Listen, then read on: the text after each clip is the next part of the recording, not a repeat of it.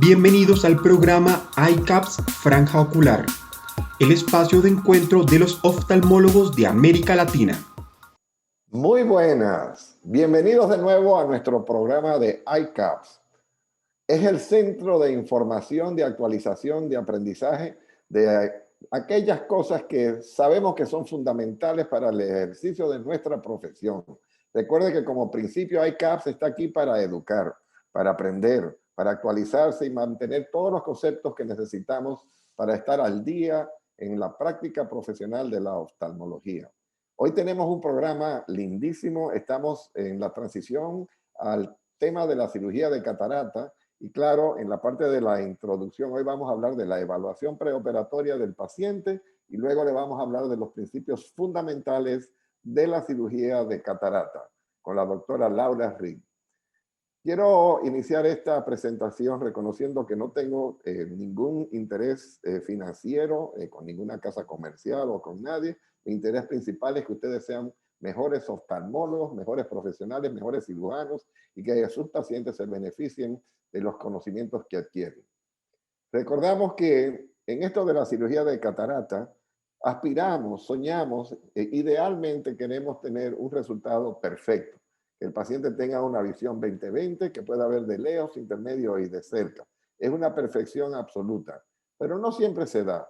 Y lo que queremos en esta sesión es que ustedes aprendan que muchas de las cosas que garantizan el resultado final ocurren antes de la cirugía. Es decir, cuando estamos evaluando al paciente, y toda mi conferencia de hoy se va a concentrar en aquellos conceptos fundamentales que tenemos que aplicar. Y lo más importante, claro, es la historia del paciente. El examen ocular preoperatorio, minucioso, con dilatación de la pupila. Tenemos que explorar el nervio óptico, la mácula, la retina periférica y buscamos descartar patologías como el glaucoma, afecciones de la retina, degeneraciones maculares, degeneraciones periféricas o cualquier cosa que altere el resultado final. ¿Por qué? Porque si operamos de la catarata y el paciente no logra una visión perfecta, inmediatamente le va a adjudicar la responsabilidad al cirujano porque no quedó como tenía que haber quedado. Y eso se obvia, obviamente, haciendo un examen minucioso. Y vamos a empezar desde adelante hacia detrás. Cuando hacemos la historia, nosotros queremos saber qué agudeza visual tiene el paciente, qué agudeza visual necesita, cuál es el trabajo del paciente, que si es joyero, que si es contable, si es chofer, si es una persona que maneja de noche, si es una persona que se dedica a ver números, a ver celulares, a ver computadoras, o si no, una persona que simplemente quiere ver dónde cae la bolita de golf cuando le pega. El tema es que esta historia nos ayuda a evaluar y a situar las necesidades del paciente. Y recuerden, el principio fundamental de la indicación de la cirugía de catarata no está basada en un número, sino basada en las necesidades visuales que cada paciente tiene. Y no son iguales las necesidades de una persona de 95 años que está en silla de ruedas y su mundo es en inmediato y cercano a una persona activa, deportista, que tiene que hacer funciones diarias de ejercicio, que tiene que conducir y que tiene que manejar su ordenador y su celular. Entonces empecemos desde adelante. Ya sabemos que el paciente tiene catarata y el próximo paso, después de hacer un examen minucioso, está la biomicroscopía, el examen en la lámpara de hendidura. Esto es una de las cosas más difíciles de fotografiar, pero en esta imagen se ve perfectamente en la hendidura de la córnea posterior, donde situamos el endotelio, la formación de gutatas. Son unas gotitas, y por eso el nombre en latín gutata, que implica que este paciente tiene una distrofia endotelial de Fuchs. Esto quiere decir que con este paciente tenemos que hacer una gradación de qué tan severa es la enfermedad, qué tan afectada está la córnea, cuál es la paquimetría de la córnea, porque no solamente es la catarata la que impide la función visual de este paciente, sino también las gutatas que hay en la córnea o el edema corneal que pueda existir. Y este edema corneal puede ser solamente en el epitelio y estroma, o puede ser una forma avanzada donde está completamente destruido el endotelio. Y recuérdense que el conteo endotelial no lo es todo. Tenemos la capacidad de evaluar el endotelio con la biomicroscopía especular, pero el microscopio especular simplemente nos dice si ve o no ve las células, pero no nos habla de funcionamiento. Sin embargo, la paquimetría, y la enseñanza es que cuando la paquimetría supera las 600 micras, ya tenemos que pensar en que se va a hacer una cirugía triple o combinada la operación de catarata y lente intraocular con la cirugía del endotelio por un trasplante lamelar probablemente o un penetrante. Quedándonos en la córnea, también tenemos que pensar en aquellas deformaciones de la córnea que son naturales, como el astigmatismo. Y aquí vemos diferentes tipos de astigmatismo que podemos apreciar en la topografía. Recuérdense que todo paciente que vamos a operar de catarata va a recibir una topografía corneal para el cálculo del lente intraocular. Y estos patrones que aquí vemos que son simétricos, por ejemplo, en el caso superior, central o redondo, ovalado, solamente arriba, solamente abajo, o aquellos que son irregulares, más de un lado que de otro.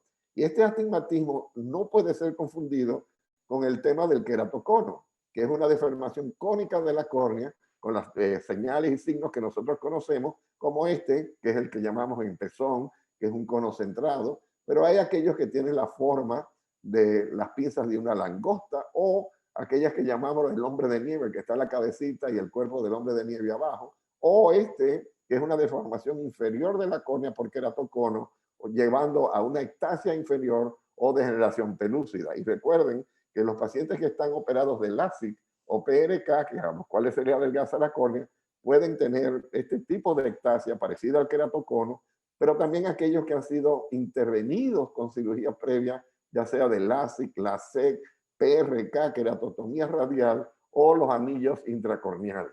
¿Por qué es importante? Porque la fórmula de cálculo del lente intraocular en estas cirugías y en estas ectasias ha de ser distinta a la fórmula que utilizamos en la catarata normal.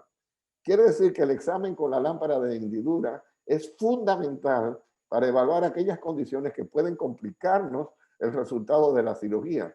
Y la más común es el ojo seco. Aquí vemos un paciente con lagostalmos, no puede cerrar el ojo, vemos la maniobra de Bers, y esto puede ser causado por razones de parálisis facial o por cirugía previa, donde le hacen blefaroplastia excesiva y retracción del párpado, cirugía de ptosis previa, la cual implica que el ojo no cierra.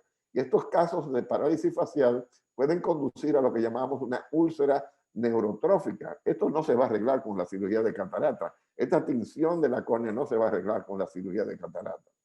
Igual en la lámpara de hendidura tenemos que evaluar el examen externo. Aquí vemos un caso de blefaritis. Estas agregaciones que parecen caspa en las cilias del párpado suelen estar llenas de bacterias, estafilococos, Corynebacterium y otros organismos, los cuales, si no eliminamos esta condición, pueden complicarnos la cirugía de catarata con una infección, y más aún con el orzuelo o el orbiolum este externo, el cual tiene secreciones purulentas, los cuales no pueden hacer conjuntamente el drenaje de un orzuelo con una cirugía de catarata. O si cuando el absceso está dentro del tarso, en el caso del chalazion, o miren este caso que es una canaliculitis, donde la expresión del punto lagrimal o la compresión del canalículo nos produce pus. Esto hace que estos casos sean de altísimo riesgo con la cirugía de catarata. También el ojo rojo, que puede estar rojo ya sea por una alergia, como vemos aquí una conjuntivitis papilar gigante en un usuario de lente de contacto, o purulenta, que es la más peligrosa, porque hay bacterias en el fórnice, o aquellas que son virales. Y estas condiciones precluyen y son una contraindicación a la cirugía de catarata hasta no resolver esta inflamación. Siguiendo con el tema de la evaluación por biomicroscopía en la lámpara de hendidura, está la gradación de lo que es la cámara anterior, conocida mejor como la técnica de Van Herrick, donde comparamos el espesor de la córnea con la profundidad de la cámara. Aquí es equidistante, pero aquí vemos que la profundidad de la cámara es apenas la mitad de lo que es el espesor corneal.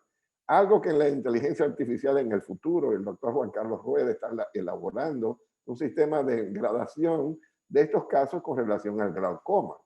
También en la lámpara de hendidura hacemos la determinación de la opacidad del cristalino, y yo suelo tener en cada uno de mis consultorios esta fotografía impresa, de manera que puedo clasificar del 1 al 6 el tipo de opacidad con la técnica de LOX, que es la clasificación de opacidad lenticular número 3. Y aquí arriba está la nuclear, la cortical y la posterior subcapsular. Y tenemos que aprender a usar esta clasificación, ya que esto implica qué tipo de dureza va a tener el cristalino, sabiendo que cuando nos metemos en las gradaciones de 4, 5 y 6, vamos a tener que usar viscoelástico adicional, y son casos que a veces también tienen otro tipo de complicaciones relacionadas a las zónulas o al cristalino. Hay cataratas especiales también que tienen otras implicaciones, como es la posterior subcapsular, que lo primero que ha de preguntar, ¿usó usted esteroides, ya sea tópicos, inyectados, hasta nasales o hasta usados en lociones y cremas para el pelo? Y también es muy frecuente en aquellos que tienen alcoholismo o usan el alcohol con mucha frecuencia. La cortical, por el contrario, implica la diabetes. Este le llaman la famosa catarata en girasol, que es propia de la diabetes. De manera que cuando vemos posteriores subcapsulares o corticales, tenemos que pensar en síndromes metabólicos en el paciente. La más común es la catarata nuclear o senil. Y aquí podemos hacer una gradación de su dureza. A simple vista yo clasifico esto como una catarata grado 5 y ya yo sé que voy a tener que usar más poder de FACO, más viscoelástico para proteger el endotelio y ojo con la cámara anterior porque suele estar estrecha debido a la dimensión de la catarata y hay que considerar inclusive cambiar de técnica de una FACO a una M6 en estos casos. Igual en la lámpara de hendidura podemos descubrir, como en este caso, luxaciones del cristalino. Este es un síndrome de Marfan. Ven la hialoide posterior prolapsándose hacia la cámara anterior y una luxación inferior del cristalino. En el caso del Marfan suelen salir hacia afuera y hacia arriba. Pero sabemos que ya este caso no puede hacerse con una facomulsificación normal y corriente y tenemos que pensar también en proteger la retina porque este es un síndrome vitreoretiniano para evitar el daño. A veces los cambios de las diálisis zonulares son más sutiles, como lo podemos ver acá. Hay un espacio más oscuro entre el iris y el cristalino. Hago un círculo alrededor de esta zona que es distinta a la que está en el lado opuesto, en el lado nasal. Y esto quiere decir que muy probablemente esta cirugía va acompañada de una vitrectomía anterior, como lo veremos en el video, que no bien inyectamos el viscoelástico, tenemos la presentación de un cristalino alterado. En el resultado postoperatorio, aquí vemos cómo la cápsula del cristalino se pudo abrir, colocar un lente en cámara posterior, a pesar de que tiene una diálisis zonular, pero se tomaron las precauciones de lugar. Seguimos después de la biomicroscopía a la evaluación del fondo ocular con oftalmoscopía indirecta. Y aquí vemos cómo podemos no solamente examinar la parte posterior, es decir, la mácula y nervio óptico, sino también con indentación en aquellos casos de miopía alta o con degeneración en látice, para ver si tienen agujeros retinianos. Y aquí vemos ejemplos del tipo de agujeros retinianos que solemos ver. Recuérdense que el agujero que causa el desprendimiento de la retina suele ser un agujero redondo, múltiple y cerca de la hora serrata, a diferencia del desgarro en forma de herradura típico de aquellos pacientes con miopía cuando prolapsan el vitrio a la parte anterior. Estos agujeros también pueden ocurrir dentro de una zona del látice y aquí podemos ver cómo pueden causar un desprendimiento de la retina. Las indicaciones son las siguientes. Si hay un agujero superior, temporal, sintomático, es decir, con destellos y fotopsias, o con acumulación de líquido alrededor del agujero, deben de ser tratados antes de llevarlo a quirófano para una cirugía de catarata. Pero también podemos descubrir en la oftalmoscopía indirecta que el cristalino no solamente está luxado, está dislocado hacia el polo posterior. Y este es un caso, obviamente, que no puede ser operado simplemente por FACO, ya que tenemos que hacer una vitrectomía y buscar los fragmentos del núcleo que están en la cavidad vítrea. Es un caso que hay que referir a retina. Igual que cuando dilatamos la pupila y en la oftalmoscopía vemos esta línea que divide y corta la mácula, tiene pliegues en la retina, un abombamiento de la retina, porque hay un desprendimiento reumatógeno de la retina, casi siempre con un agujero periférico. Estos pacientes reportan pérdida súbita de la agudeza visual, fotopsias, flotadores, tienen un signo de Marcus compositivo en el lado donde está desprendida la retina, suelen tener la presión baja y al dilatar los pacientes encontramos que la retina está desprendida. En mi consulta, el call center, la recepcionista, sabe que si el paciente reporta fotopsia, destellos de luces o pérdida súbita de la visión, eso es una cita urgente, tiene que verse el mismo día, ya que la cirugía del desprendimiento de retina queda mejor cuando se realiza en las primeras 72 horas y le puede garantizar la visión, o una cita tardía causar una disminución eterna de la visión para el paciente. Otro de los casos muy comunes en los pacientes añosos, que son los que tienen catarata, recuerden que la catarata se opera más comúnmente a la edad de 65 años, es la degeneración macular relacionada a la edad, o drusenosis, donde ven múltiples drusas que afectan la región macular, algunas veces la retina periférica, que pueden a través del OCT ver que son excrescencias sobre el epitelio pigmentado, pero que cuando no tienen líquido en la retina es una degeneración macular seca, pero sabemos que estas drusas pueden causar hemorragias, como la vemos acá, y la acumulación de líquido en la región central de la mácula o fovea, y este líquido que ven aquí de color negro responde a las inyecciones de anti-VEGF. Estas inyecciones son necesarias, es decir, controlar la degeneración macular húmeda antes de proceder a una cirugía de catarata, y si está bajo tratamiento con inyecciones, considerar hacer la inyección junto con la cirugía de fascoemulsificación. Otra indicación muy frecuente en los pacientes en edad de más de 60 años es la diabetes. Y aquí vemos un fondo ocular donde hay exudados, donde hay hemorragias en forma de manchas y aquellas que son en forma de llamas o pinceladas. Y esta es una retinopatía diabética exudativa no proliferativa, a diferencia de una retinopatía donde vemos neovasos que surgen de la papila en la visión periférica, la famosa IRMA, y también las mismas hemorragias que vimos en la de fondo. Estos casos necesitan obligatoriamente ser o inyectados con anti-VEGF o tratados con láser en forma de fotocoagulación panretiniana antes de realizarse una cirugía de catarata. O en la evaluación con el oftalmoscopio indirecto vemos este pliegue que le llaman estrías que afectan la mácula. Esto es una membrana epirretiniana que en la OCT vemos en la superficie. Vemos también como pliega la mácula, limitando la visión. Este paciente lo vamos a operar de catarata perfectamente y exitosamente y no va a ver mejor hasta que no le hagan el pelado de la membrana epirretiniana. Si usted no descubre oportunamente esta condición, el paciente va a pensar que la cirugía de catarata quedó mal cuando de entrada el paciente tenía este problema. Háganlo antes de hacer la cirugía de catarata. Y si usted tiene un caso fascorefractivo donde la función visual ha de ser perfecta, es casi obligatorio hacer una OCT preoperatoria para evaluar la mácula antes de proceder. Otro síndrome macular es el síndrome de tracción vítreo macular o vítreo retiniano, donde el hialoide posterior tracciona la región foveal central o umbo, causando un agujero parcial de la retina. Aquí con el opérculo todavía sellado, pero puede proceder en algunos casos a tener un agujero macular a grosor completo. Y aquí vemos cómo se puede combinar la cirugía de catarata, que es una técnica de fascoemulsificación característica, una rexis hecha con las pinzas de MST, 5 milímetros de diámetro, usando la técnica de dividir y conquistar. Logramos eliminar el núcleo del cristalino eficientemente, manteniendo una rexis casi perfecta. Luego de colocar el lente intraocular, entonces tenemos que proceder a la parte del polo posterior.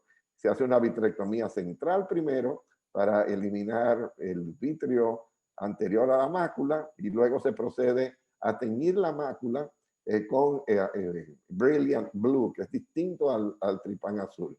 Estamos eliminando las burbujas, entramos, invertimos la imagen para pasar al polo posterior, se hace la vitrectomía, cambiamos a la luz directa de la fibra óptica.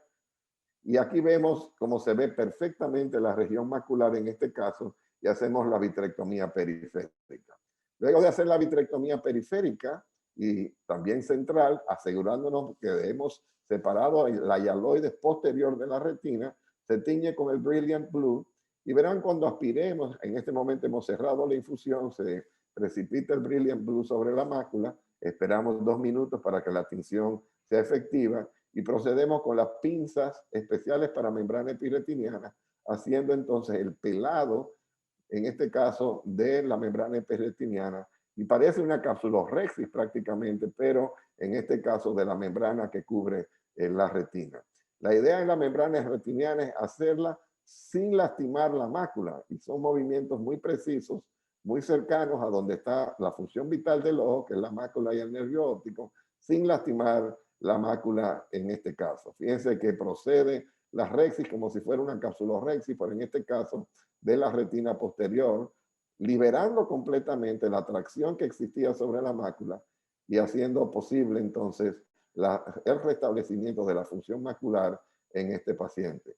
Aquí vemos el último momento cuando completamos la rexis de la membrana epiretiniana, una cirugía muy elegante, muy linda, muy satisfactoria, que en este caso le devolvió la función visual al paciente a 20/25.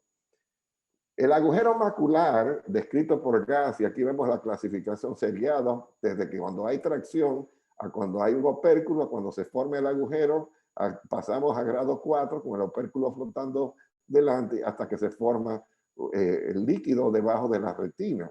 Es decir, que podemos con la OCT clasificar esto. Operar a un paciente de catarata sin identificar el agujero macular es una operación inútil, ya que el paciente seguirá con una visión comprometida.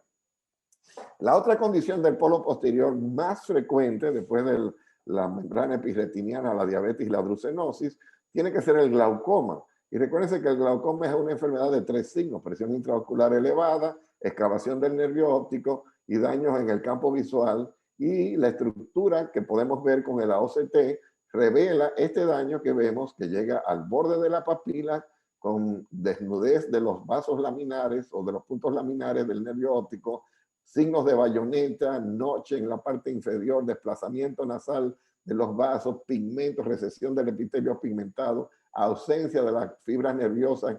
Son todos los signos en la evaluación de la papila que son una señal para el cirujano de catarata de que debe hacer una evaluación del nervio óptico con OCT para saber si hay daño, es decir, enfermedad roja o enfermedad verde en este caso. Y aquí vemos cómo acompaña el noche y la excavación inferotemporal con un defecto superonasal en el ojo derecho, en este caso en la parte superior. Es decir, que la estructura del nervio se acompaña de la OCT, que es la función, perdón, la estructura se acompaña con el campo visual, que es la función finalmente. Hablamos ya de la oftalmoscopia indirecta, pero recuérdense que en aquellas cataratas, sobre todo cataratas blancas o cataratas muy densas que no nos dejan ver el polo posterior, la oftalmoscopia indirecta es fundamental porque puede ser que la función visual esté disminuida por un tumor, un melanoma maligno de coroides, que lo he visto, claro. Y ojo con las cataratas blancas, y sobre todo si hay historia de trauma, porque puede ser que tenga detrás de la catarata blanca, como en este caso, un desprendimiento de la retina.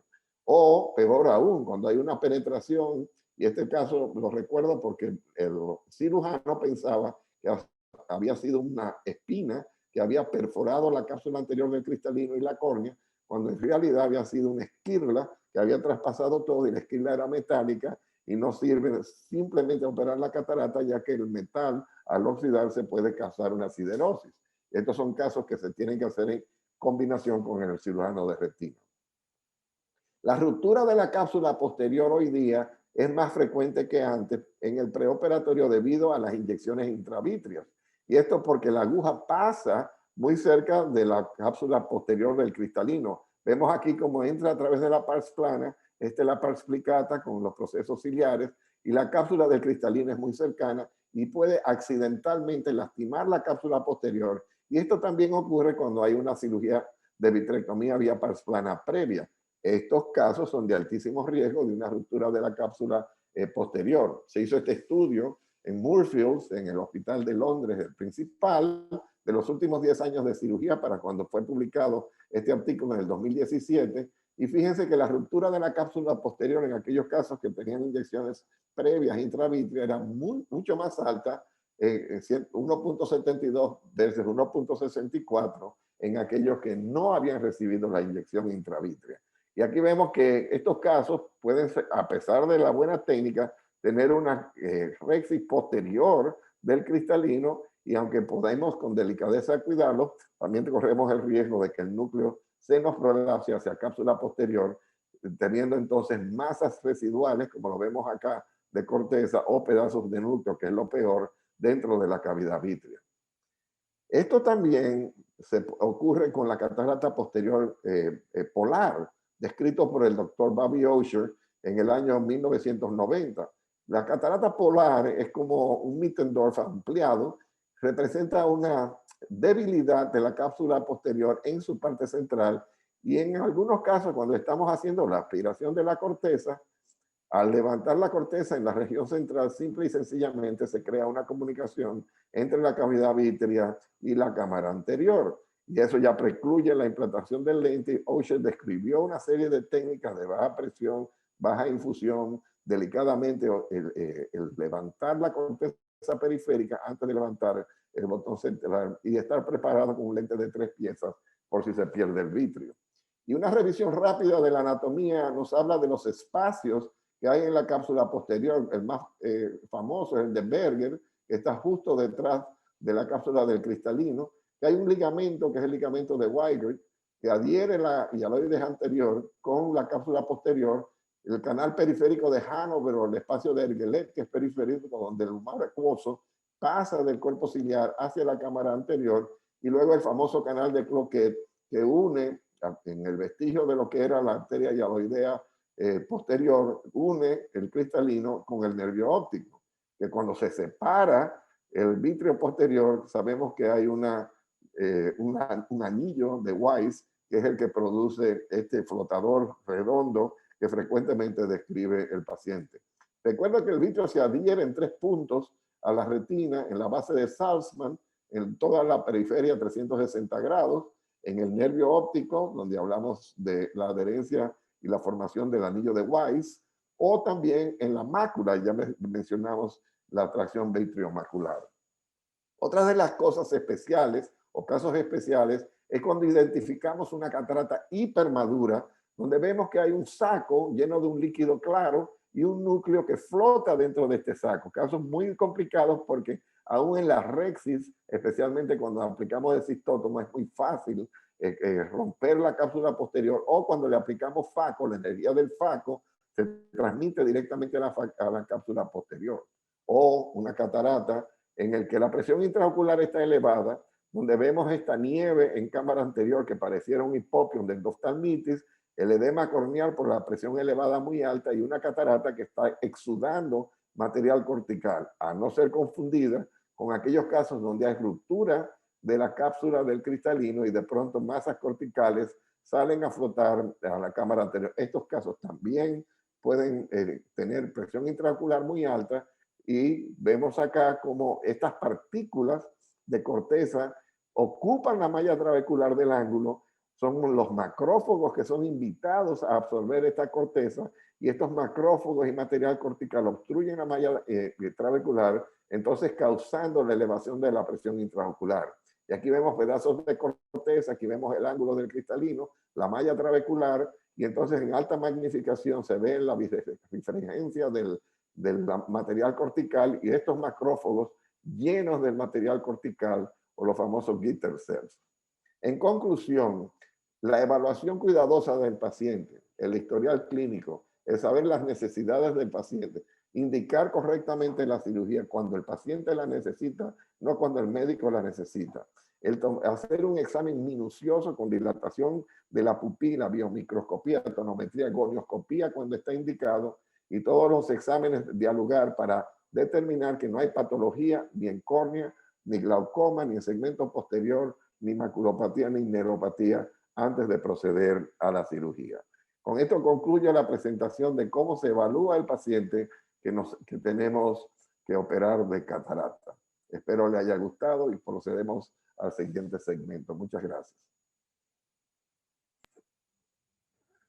Foro de residentes en ICAPS, franja ocular. Muy buenas, mi nombre es María Gabriela González, residente de segundo año del Hospital Dr. Elías Santana. Tengo el honor de darles la bienvenida a este segmento, Foro de Residentes, pero no sin antes agradecer a nuestro gran maestro, el doctor Valle, por su gran presentación, excelente intervención sobre un tema tan importante para lograr los objetivos quirúrgicos deseados tanto por el cirujano como por el paciente, sobre todo en esos casos especiales. Gracias, doctor, por su magistral presentación, como siempre. A Gracias, continuación Gaby. tenemos a la doctora Laura Reed, residente de tercer año de nuestro hospital, que en el día de hoy nos hablará sobre las técnicas quirúrgicas para la extracción de catarata. Un tema muy interesante para todos. Adelante, doctora Reed. Muy buenos días, gracias María Gabriela por tu presentación, por su invitación a todos a este segmento de iCaps y a todos los que nos acompañan por las plataformas digitales. En el día de hoy les voy a comentar un poquito sobre lo que viene siendo las técnicas quirúrgicas en lo que es la extracción de cataratas, principalmente en lo que es la modalidad por facomultificación. Debemos de conocer que hay dos tipos de incisiones corneales que vamos a utilizar. La primera viene siendo de tipo accesoria. Este es nuestro primer paso en el momento de la cirugía de cataratas. Este tipo de incisiones accesorias suelen ser una o dos, dependiendo del cirujano, va a utilizar irrigación aspiración de tipo bimanual o, o una sola accesoria para hacer la expresión irrigación. Entonces, estos se van a realizar con unos cuchilletes de 15 grados, que son los que se utilizan para hacer una incisión de tipo uniplanar y se van a encontrar localizadas de forma perpendicular a lo que sería la incisión principal. Ya en el caso de la incisión principal, esta va a ser de tipo triplanar y utilizamos cuchilletes que pueden tener diferentes diámetros. Puede estar localizada tanto temporal para inducir menos astigmatismo como superior. Y su función nos va a permitir lo que es la inyección de los medicamentos intracamerales, así como la realización de la cápsula Rexis, la facomultificación de la catarata y ya en última instancia la colocación del lente intraocular. Debemos de saber que las incisiones accesorias normalmente tienen un diámetro de 1.2 hasta 1.5 milímetros, que estos van a estar en un plano paralelo al iris y que su gradación en cuanto a lo que es la incisión principal es de 90 grados. Acá les enseño un video donde pueden ver cómo se realizan. En este caso, el cirujano la realizó tanto a hora 9 como a hora 3.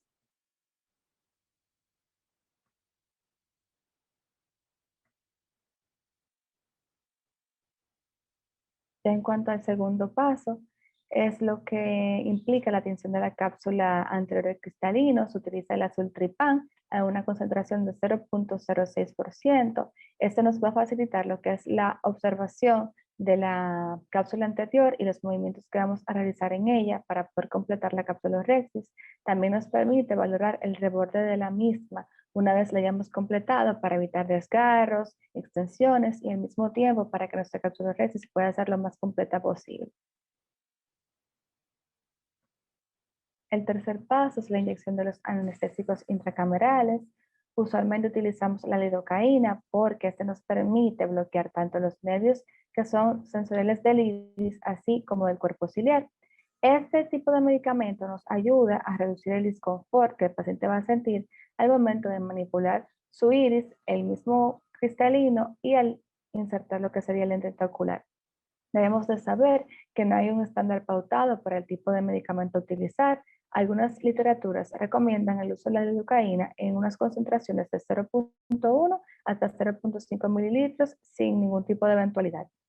Al dirigir el anestésico tenemos que dirigirlo hacia el iris, permitiendo que este se distribuya y que al mismo tiempo pueda distribuirse de forma equitativa en lo que es el cuerpo ciliar. Se debe aplicar principalmente previo a la cápsula Rexis, ya luego de colocar el viscoelástico y en el momento de la facomultificación o antes de la misma o en cualquier momento en que el paciente refiera dolor durante el proceso quirúrgico.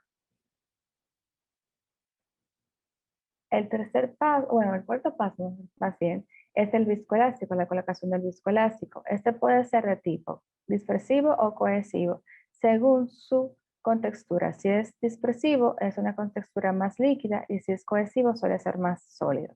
En cuanto a los dispersivos, son los ideales para proteger lo que es el endotelio corneal frente a las ondas de ultrasonido, tienen mayor facilidad para poderlo aspirar y se utiliza tanto en la facomultificación del núcleo como para lubricar el sistema inyector del lente intraocular. En cuanto a los cohesivos, esto lo que hacen es mantener un espacio formado, tiene poca protección de lo que viene siendo el endotelio y su uso principal es al momento de hacer la incisión principal, la capsulorhexis y para expander la bolsa antes de colocar el lente intraocular.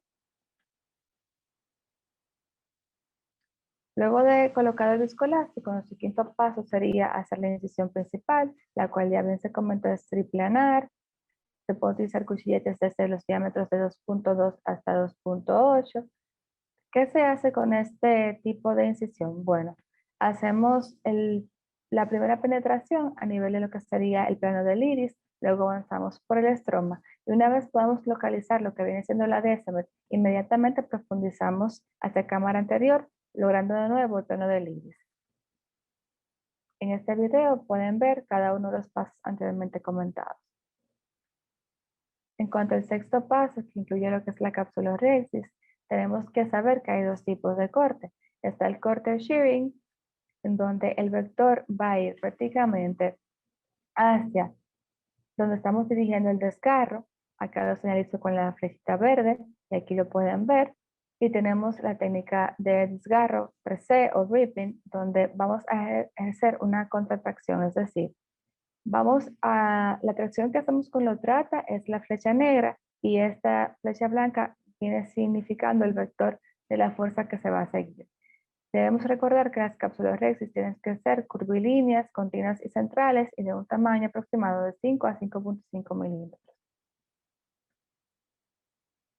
En cuanto a los principios básicos de la creación del flap, debemos recordar que se puede utilizar o un cistitomo o una utrata o microutrata, dependiendo de lo que desee el cirujano.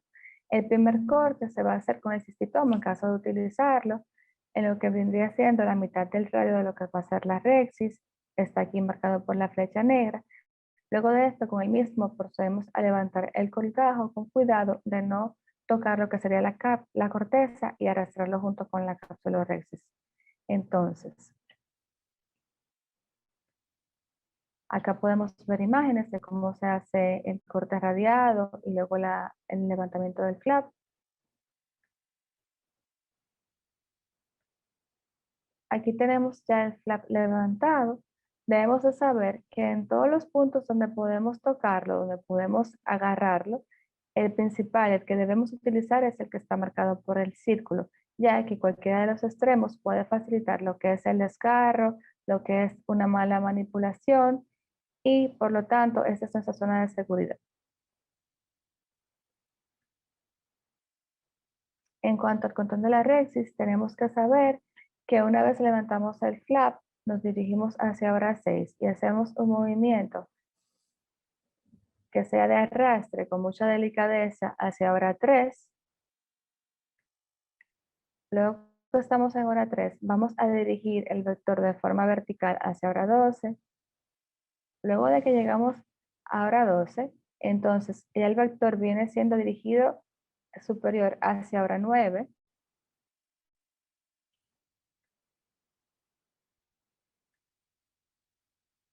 Ya estamos llegando a hora 9. Una vez llegamos a esta, entonces completamos cerrando el movimiento. Otra vez hacia hora 6. El séptimo paso, lo que involucra es la hidrodisección. Tenemos que tener en cuenta que la cánula, al momento de introducirla por debajo de la cápsula anterior, va a tomar como parámetro el plano del iris. Es decir, debemos ocultar lo que es la punta de la cánula por debajo del iris. Una vez esto esté totalmente oculta, ya sabemos es el momento ideal para inyectar nuestra solución serina balanceada y tenemos que saber que podemos utilizar cánulas que pueden ser tanto curvas como planas. ¿Cuáles son los signos de una hidrodisección eficaz? Bueno, tenemos lo que es la ola que pasa entre la cápsula posterior y la corteza posterior, el desplazamiento del núcleo, o sea, lo que es la cámara anterior, puede aparecer lo que es una hendidura radial en el epinúcleo y al mismo tiempo podemos observar la salida de lo que es la solución salina balanceada que está atrapada en el saco capsular. Acá les muestro un ejemplo de la misma. Debemos utilizar la mano no dominante para estabilizar la jeringuilla y la mano dominante para realizar la inyección. Esto mantiene mayor control del mismo. Cuando la onda de fluido está completa, se debe presionar suavemente la superficie del lente hacia abajo con la cánula, permitiendo descomprimir todo ese fluido que quedó acumulado por debajo del mismo. Luego de confirmar que el núcleo está libre, entonces pasaríamos a lo que es la rotación de... Aquí vemos la onda, cómo pasó.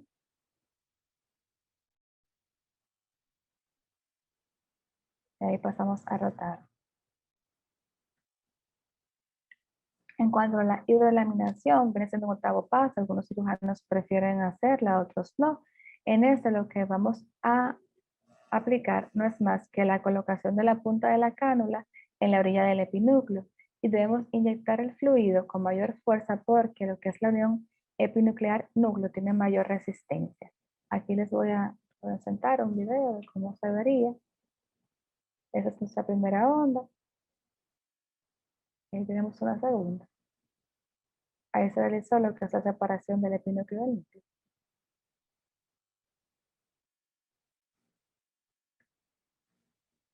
Entonces, pasando al noveno paso, que ya vienen siendo las técnicas de la fractura del núcleo, la facofractura no es más que prefracturar mecánicamente el núcleo dentro de la bolsa capsular. Este requiere una adecuada capsulorhexis, una adecuada hidrodisección e hidrodelaminación, y nos permite obtener fragmentos que puedan ser facomultificados en el plano del iris, evitando así el daño a la cápsula posterior. En cuanto a las técnicas de fractura, tenemos varias. Tenemos el dividiconquista, que no es más que la realización de dos surcos perpendiculares cruzados por la mitad. Este tiene que tener una profundidad estimada de 3/4, lo que es la de profundidad antero-posterior, resultando en 4 fragmentos que van a ser luego emulsificados. Se extrae y se emulsifica cada fragmento en el plano del iris y si la catarata es muy blanda, es muy dura, preferimos lo que es, en caso de tener dificultad para extraerla, ayudarnos del FacoShock horizontal. Necesitamos más ultrasonido para realizar esta técnica, más que en cualquier otra, y al mismo tiempo una capsulorhexis de por lo menos 5.5 milímetros. En este diagrama les muestro cómo se hace el primer surco, ya luego giramos o rotamos lo que es el núcleo, hacemos el segundo surco. En el momento de dividir tenemos que saber que los instrumentos deben de estar hacia el fondo del mismo, porque si lo dejamos muy superficiales no vamos a producir una fractura adecuada. Estos son los parámetros que recomendamos al momento de hacer el dividir conquista. Aquí les muestro un ejemplo de cómo es realizado. Ahí el cirujano está en su primer surco.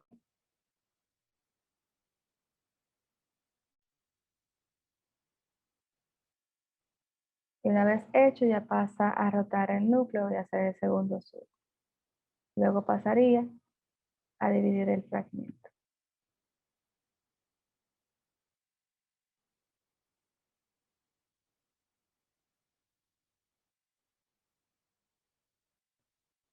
Una vez dividido, entonces el cirujano pasa a eliminar los fragmentos mediante la facomultiplicación.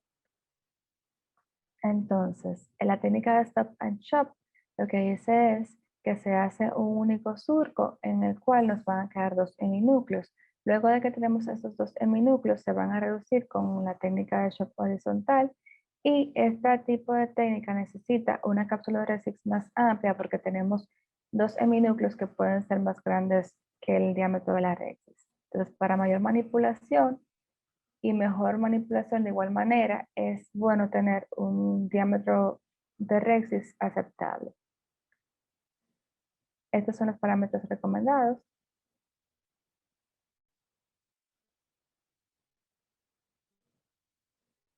Y aquí les muestro unos ejemplos de cómo realizar. El cirujano está haciendo su primer surco, o su único surco en este caso.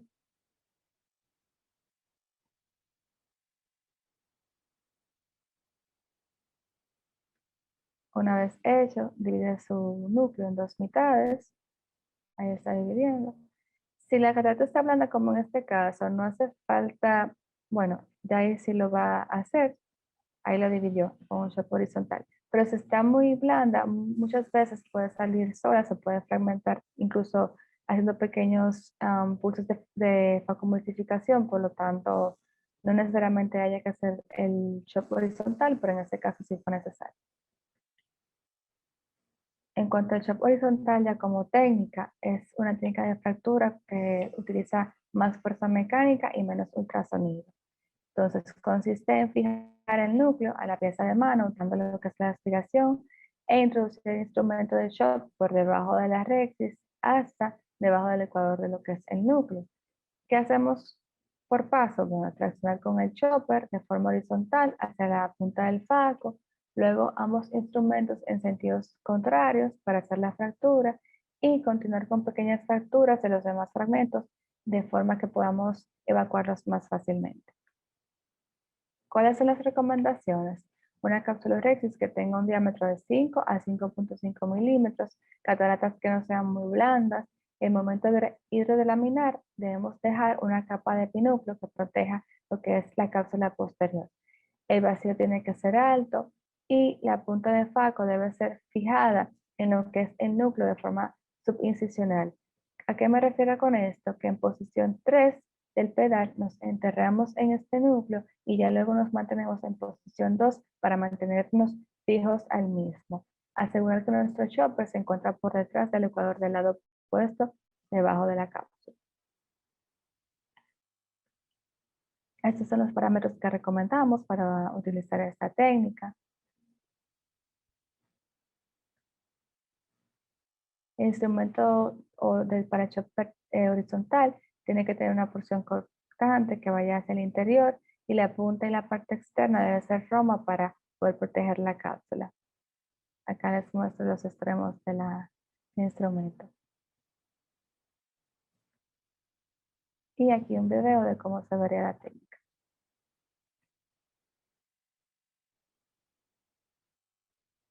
Una vez se clavó, se enterró, se mantuvo en aspiración para no perder la sujetación del fragmento y ya luego pasaría con el chopper a terminarlo de fragmentar, haciendo la presión de forma contraria entre un instrumento y el otro. Y ahí pasa a evacuar el fragmento que dividió mediante el ultrasonido. En cuanto al chop vertical, tenemos que saber que la punta de faco va a ir en el centro del núcleo o de forma subincisional con un vacío alto. Entonces se va a introducir la punta del chopper delante de la punta de faco. Lo que se hace es que el chopper se va a mover hacia abajo de forma en la parte posterior del núcleo. La punta de faco se mueve hacia arriba de forma anterior al núcleo y ambos instrumentos van a ir en sentidos opuestos de forma lateral logrando la fractura. Ya luego se sigue fracturando en pedazos más pequeños para evacuar el núcleo. El instrumento de chopper vertical suele tener una terminación en punta, como lo pueden ver acá. Y aquí hay un video de cómo se ve la técnica. Se clavan de forma central en el núcleo, mantienen el heminúcleo que tienen a la mano sujetado y ya luego con el chopper, como pueden ver, se colocan prácticamente tocando el núcleo, no por el ecuador, y hacen lo que es la tracción de forma hacia la punta y luego hacia el contrario para poder fragmentar. Ya nuestro décimo paso lo que incluye es la irrigación y expiración de la corteza, colocación del viscoelástico cohesivo. En muchos casos, eso tiene que ver con lo que es para poder inyectar el lente intraocular. Y ya nuestro 11º paso sería hidroselar la incisión principal.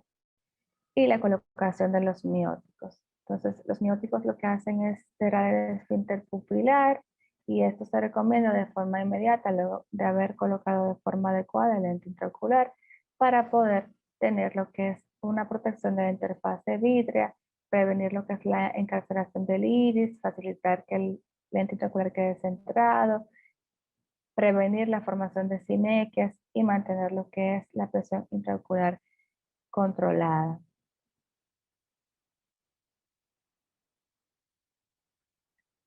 Se menciona mucho en estudios que el carbacol es 100 veces más efectivo y de acción más prolongada que la acetilcolina, permite lo que es menos fluctuaciones en cuanto a la presión intraocular y su efecto dura hasta 8 horas.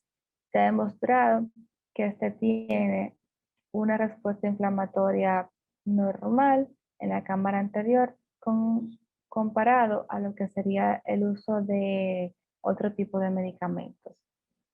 Y todavía hasta el octavo día postoperatorio está ejerciendo su función. Ya por último, pasaríamos a lo que es la colocación de los antibióticos intracamerales e hidrosellar el resto de las paracentesis. Debemos conocer que las endoftalmitis mayormente son producidas por bacterias gram positivas y que las fluoroquinolonas de cuarta generación tienen mejor cobertura frente a estos organismos, dentro de las cuales podemos mencionar la ciprofloxacina y la ofloxacina.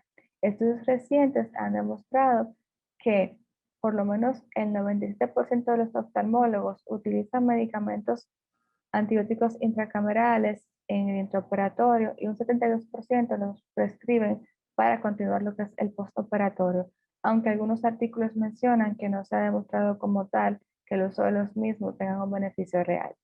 Ahora bien, Rudnitsky y colaboradores sí demostraron una reducción de los casos de endoftalmitis utilizando este tipo de medicamentos con un estudio de 75.318 casos de cirugía de catarata. En este mencionaba mucho la utilización de la moxifloxacina por tener varias ventajas en cuanto a lo que es la cobertura de las bacterias gram negativas, aparte de las gram positivas, y que es tipo dosis dependiente. Este se coloca de forma intracameral, ya luego de finalizar la cirugía y sin conservantes. Esto es lo que les traigo por el día de hoy. Muchas gracias. Excelente, Laura. Te felicito. Muy completo. Muchas gracias. Abarcaste mucho y deja de compartir para que hablemos un ratito. Una de las cosas en tu presentación que hablabas era de la capsulorhexis, y hay un dicho, y hay varios dichos que uno utiliza en cirugía, de que rhexis grande, problemas pequeños, rhexis pequeño, problemas grandes. Dime por qué. Bueno, rexis pequeña, pero discúlpeme, ¿usted dice que rexis grande, problemas pequeños? Sí. Y Ok, rhexis pequeña, bueno. problemas grandes. Realmente si tengo una rexis grande, puedo tener mejor manipulación de lo que es mi núcleo. Es decir, puedo ejercer mis técnicas de fractura con más facilidad al mismo tiempo de que tengo mejor observación de lo que estoy manipulando. Si tengo una rexis pequeña, aparte de que ya luego de que primero va a ser más difícil para mí fraccionar el núcleo. De igual forma, si uso el tipo de chop horizontal o vertical, tengo la rexis en el medio, o sea que me puedo enganchar en ella y puedo rasgarla y extenderla. Eso es una complicación. Y al mismo tiempo, si logro sacar la catarata sin ningún tipo de estrés sobre la zónula y de la bolsa, para poner el lente, también voy a tener un problema porque si se me queda en óptica afuera o mal colocado, tengo que manipular más aún y va a haber más inflamación postoperatoria y cuidado si no la desgarré en el momento. Eso es lo que puedo responderle. Qué bien. Sabes que este es un tema muy importante porque en algunos casos, en vez de FACO, hacemos M6. Y en la cirugía manual tenemos que pasar el núcleo a través de la capsulorhexis. Y yo siempre digo que es como pasar la cabeza a través de un cuello abotonado. Si no haces algo para agrandar la rexis o incisiones radiales en la rexis, simplemente al pasar el núcleo la vas a romper y ahí viene lo de la rexis muy pequeña, problema muy grande, porque terminas haciendo una ruptura que da la vuelta. Otra pregunta tiene que ver con el viscoelástico. Yo soy muy cauteloso con el repetir viscoelástico, sobre todo si hay distrofia de Fuchs o si tengo una catarata muy dura. Esas son las dos situaciones muy especiales, sin abusar de ello. Pero mi viscoelástico preferido en la cápsula Rexis y durante la FACO es aquel que me protege el endotelio, es decir, que tienen ácido hialurónico y condroitina, Viscoat, por ejemplo. Pero cuando ya voy a la implantación del lente, yo quiero un viscoelástico dispersivo que me sea fácil de quitar de la cámara anterior. Y ahí me cambio a la metilcelulosa. Por varias razones. Una, porque es como una miel, sale fácil con la irrigación, es soluble, no sube tanto la presión como las otras en el postoperatorio. Y también soy muy cuidadoso de sacar el viscoelástico que está detrás de la lente. Y esto por el famoso síndrome de Zambrano, donde cuando dejas viscoelástico detrás de la lente, pueden haber bacterias, sobre todo las anaeróbicas, que están en las pestañas y se pueden sembrar ahí detrás de la lente y causar una endoftalmitis tardía o una endoftalmitis crónica, que es propio de ello. Te quería decir, de todas esas técnicas que mencionaste, ¿con cuál tú recomiendas que se empiece? Con el Divide y Conquista, definitivamente.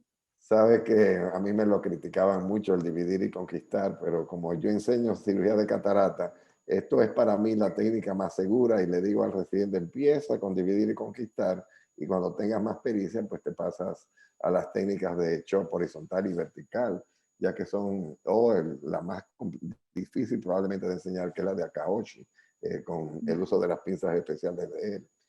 Y de verdad que uno tiene que usar la técnica que más le acomode. Después de que me criticaban tanto, vino Eric Donenfeld, el famoso que te hace 50 cataratas al día en New York, y yo le pregunté cuál era su técnica para hacer las 50 cataratas al día. Adivina qué respuesta me dio él.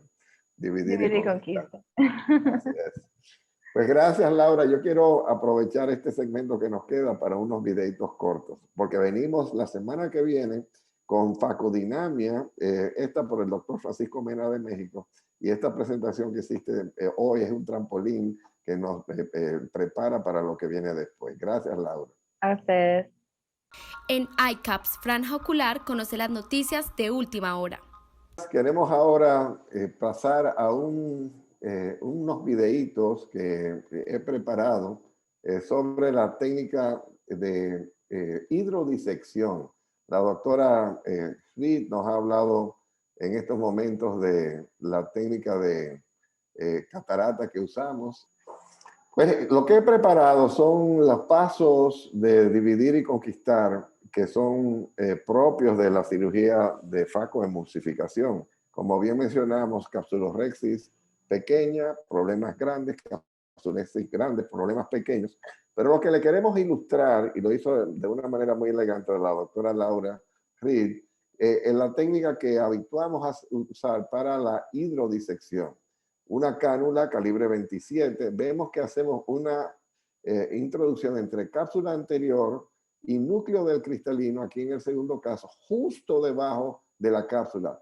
Esperamos que una sola ola pase alrededor de la cápsula, creando entonces la separación del núcleo, y aquí lo repetimos de nuevo, ahí vieron la ola, y luego con maniobras de 9 a 12, de 3 a 12, y en este caso hicimos un flipero con la facilidad que se separa el núcleo de su adherencia al epinúcleo. De nuevo, una sola ola, no tienen que repetirlo 10 veces.